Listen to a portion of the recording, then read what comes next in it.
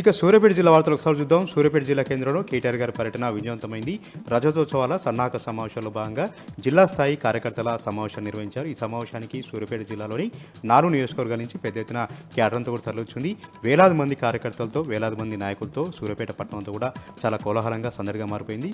సూర్యాపేట పట్టణం అంతా కూడా గులామయంగా మారిపోయినటువంటి పరిస్థితి మనకు కనిపించింది. కేటీఆర్ గారి ప్రసంగం ఆశాంతం కూడా చాలా ఉత్సాహంగా జోష్ నింపేలాగా ఉందంటూ కూడా ప్రతి ఒక్కరు కూడా అభినందించారు. బీఆర్ఎస్ పార్టీ పుట్టుక, బీఆర్ఎస్ పార్టీ పోరాటం చేసినటువంటి తీరు, తెలంగాణ సాధించినటువంటి తీరు, అదేవిధంగా 10 ఏళ్ల పాటు సుభిక్షమైనటువంటి పాలన ఈ విధంగా చేశారు.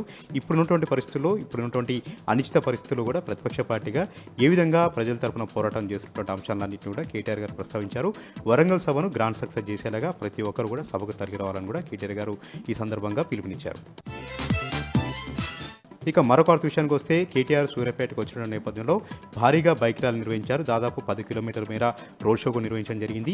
నియోజకవర్గాల వారిగా పెద్ద ఎత్తున కార్యకర్తలు తరలి వచ్చి నీరాజనాలు పలుకుతూ, మంగళ హారతులు పలుకుతూ 10 కిలోమీటర్ల మేర కూడా కేటీఆర్ గారికి ఘనంగా స్వాగతం పలుకుతూ రోడ్లన్నీ కూడా కిక్కిసిపోయాయి. రోడ్లన్నీ కూడా కార్యకర్తలతో సందడిగా మారినటువంటి పరిస్థితి.